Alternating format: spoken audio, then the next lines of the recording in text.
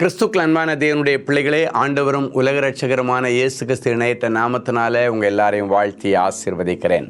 இந்த ஜூன் மாதம் 11ஆம் தேதி மங்கள வார்த்தை நிகழ்ச்சி மூலமாக உங்களை நேரடியாக உங்கள் வீடுகளில் பார்க்கறது எனக்கு ரொம்ப சந்தோஷம். கர்த்தர் உங்களை ஆசீர்வதிப்பாராக. நீங்களும் உங்கள் பிள்ளைகளும் நல்லா இருக்கிறீங்கன்னு நான் விசுவாசிக்கிறேன். நிறைஞ்ச மனசில் இந்த காலை வேளையில் மனதார உங்களை ஆசீர்வதிக்கிறேன். இந்த ஆசீர்வாதம் உங்களுக்கு அப்படியே பலிக்கட்டும். காலைதோறும் புதிதாக இருக்கிற கிருபைகள் உங்கள் வீட்டுக்குள்ளால் இறங்கி எனக்கு இதை பெற்றுக்கொள்ள தகுதி இல்லைன்னு எதெல்லாம் நினச்சிட்ருக்கிறீங்களோ அது எல்லாத்தையும் இன்றைக்கி இந்த கிருபை வந்து தகுதிப்படுத்தி உங்களுக்கு தருவதாகன்னு ஆசீர்வதிக்கிறேன். சரி, இன்றைக்கி நமக்கு என்ன மங்கள வார்த்தை ஆண்டவர் வச்சிருக்கிறாரு? உபாகமத்தின் புஸ்தகம் 28ஆம் அதிகாரம் 11வது வசனம் இப்படியாய் சொல்லுகிறது, உனக்கு பரிபூரண நன்மை உண்டாக கட்டளையிடுவார். அப்படியே தலையில் கை வச்சு சொல்லுங்க, எனக்கு பரிபூரண நன்மை உண்டாக என் ஆண்டவர் இன்னைக்கு கட்டளை பிறப்பிக்கிறார். அப்படின்னா நிறைய ஆர்டர்ஸ் உங்களுக்கு வரப்போகுது. உங்களுடைய வேலைக்கான ஆர்டர் வரப்போகுது. அது உங்களுக்கு பரிபூரண நன்மையை தரும்.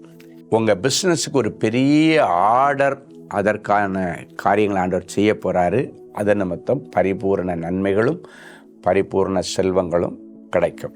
தடைகளை உடைக்க போகிறாரு. இனி புத்திர பாக்கியத்தினால திருப்தி அடைந்து பரிபூரணத்தின் நிறைவுக்குள்ளே கடந்து செல்ல போகிறார். ஆண்டவர் தடைகளை உடைக்க போகிறாரு. ஒரு நல்ல பரிபூரணத்தின் நிறைவில் நீ நடத்தப்படும்படிக்கு உனக்கு ஒரு நல்ல லைஃப் பார்ட்னர் ஆண்டவர் கொடுத்து உன்னை கனம் பண்ண போகிறார். பரிபூரண ஆசீர்வாதங்களை பெற்றுக்கொள்ள கர்த்தர் உனக்கு ஒரு புதிய நீரூற்றை திறக்கிறார், வழியை திறக்கிறார்.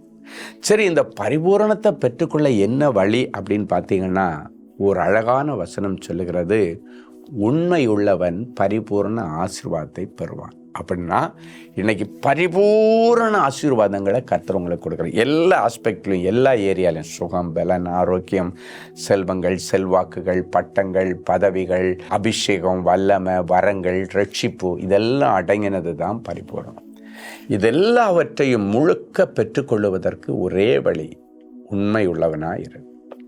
கொஞ்சத்திலே உண்மையாயிருக்கிறவர்களை அநேகத்திற்கு அதிபதியாய் மாற்றுவார். இனிமே யாரையும் ஏமாத்துறதோ, அடுத்தவனதை எடுத்துக்கிறதோ, அடுத்தவனுடைய பெயரை கெடுக்கிறதோ, அடுத்தவன் வாழ்க்கையில் தேவையில்லாமல் தலையிடுறதோ, அடுத்தவனுடைய சந்தோஷத்தை புதைக்கிறதோ, அடுத்தவனை பற்றி குறை சொல்கிறதோ இல்லாமல் இன்னைக்கு பிறகு ஆண்டவருக்கு முன்பாக வசனத்தின்படி உண்மையாக நடப்பேன்னு தீர்மானம் எடுங்க.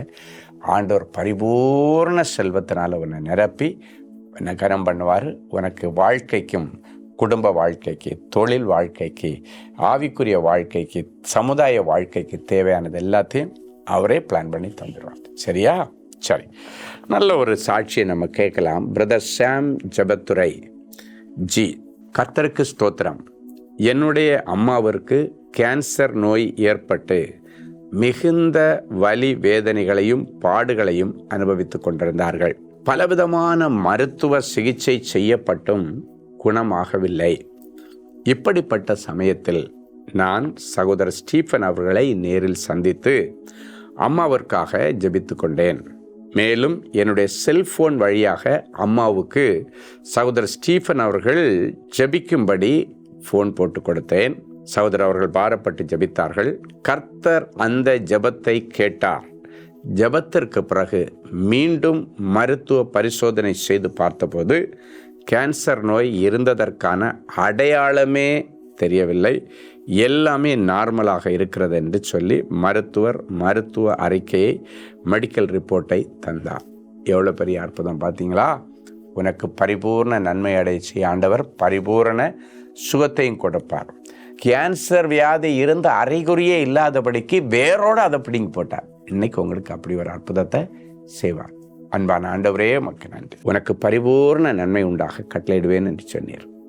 எந்தெந்த காரியத்தில் என் பிள்ளைங்க இன்னும் பரிபூரணத்தை அனுபவிக்க முடியாமல் இருக்கிறாங்களோ அந்த காரியத்தில் பரிபூர்ண ஆசீர்வாதங்களை பெற்றுக்கொள்ள இன்றைக்கு உண்மையுள்ள வாழ்க்கை வாழ என் பிள்ளைகளை உம்முடைய சமூகத்தில் ஒப்புக் கொடுக்கிறோம். வசனத்தின்படி வாழ, இயேசப்பாவுடைய கரம் பிடித்து வாழ, இயேசப்பாவுடைய சித்தம் செய்து வாழ என் பிள்ளைகள் அர்ப்பணித்து அற்புதங்களை பெற்றுக்கொள்ளட்டும். இன்றைக்கும் திருமண நாள் மற்றும் பிறந்த நாளை நினைவுறுகிற பிள்ளைகளை நீர் நினைத்தரலாம்.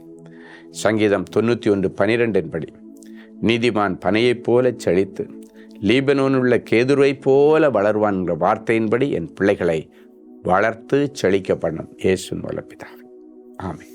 அன்பு தேவனுடைய பிள்ளைகளே, இந்நிகழ்ச்சியின் மூலம் நீங்கள் பெற்றுக்கொண்ட ஆசீர்வாதங்களையும் உங்கள் ஜெப விண்ணப்பங்களையும் அனுப்ப வேண்டிய முகவரி: தேவனின் அன்பு ஊழியங்கள், Vinayak avenue, OMR road, Okkiyam, Thoraipakkam, Chennai 600097. மேலும் 24 மணி நேர ஜெப உதவிக்கு 044-24547-999 மற்றும் 9941150999 என்ற எண்களுக்கு தொடர்பு கொள்ளுங்கள்.